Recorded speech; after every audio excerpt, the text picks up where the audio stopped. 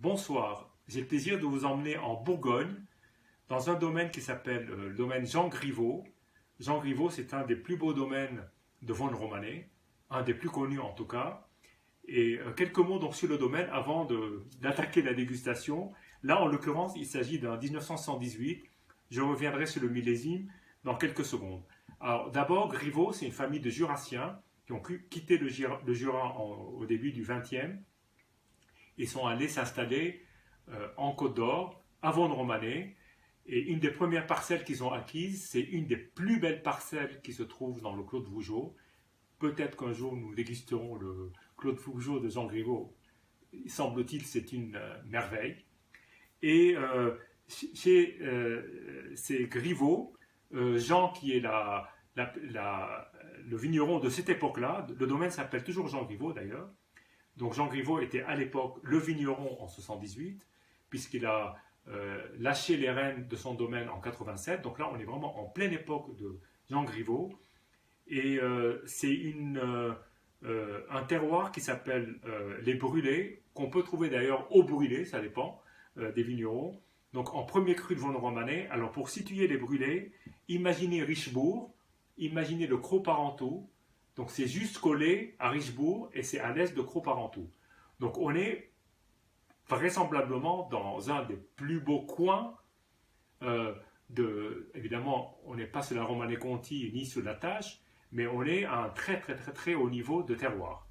Et ce qui est intéressant, c'est que là on déguste un 118, donc quand même vous allez me dire, ce vin a 42 ans, c'est vrai, mais ce 118 c'est une année qui ne s'est jamais répétée. Enfin tous les Bourguignons vous le diront, 1978 c'est pas l'année du siècle, c'est l'année de toute une époque, de peut-être même un millénaire. On ne peut pas imaginer meilleure année.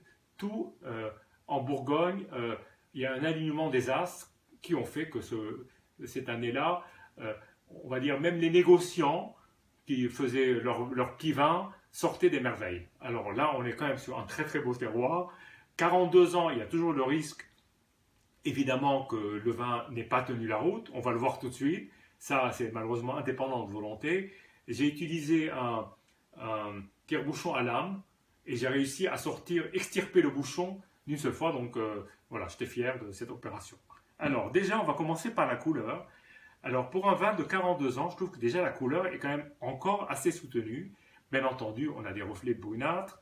Bien entendu, le fond, on appelle souvent cœur de pigeon, mais c'est quand même de la cerise au niveau de la robe. Elle est d'une clarté et elle brille de mille feux. Elle est superbe à voir. Voilà.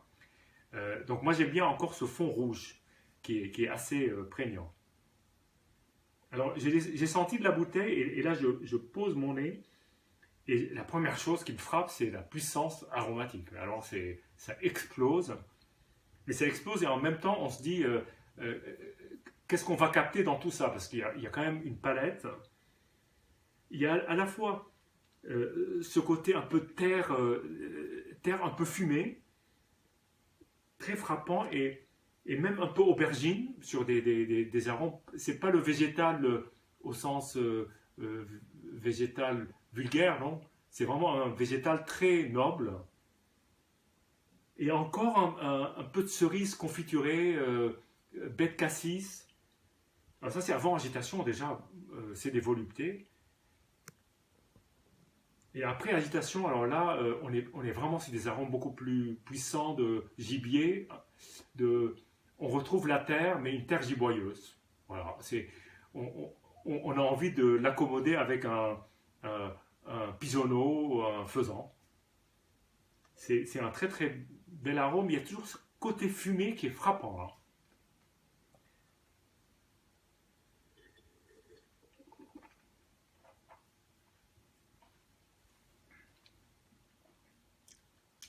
Alors, assez étonnamment pour un vin de 42 ans, déjà, il y a de l'acidité.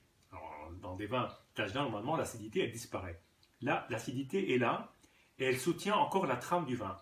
Et il y a dans cette trame une certaine fraîcheur euh, qui, qui, qui appuie directement sur le palais.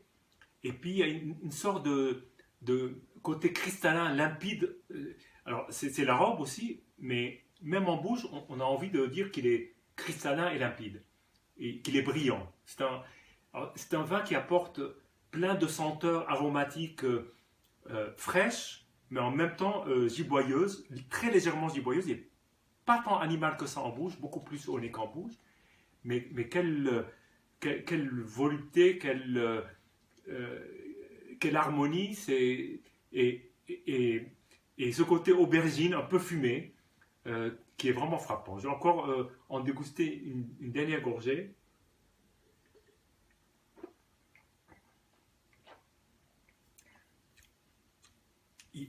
Cette acidité absolument frappante. Elle supporte le vin. Elle le rend vivant.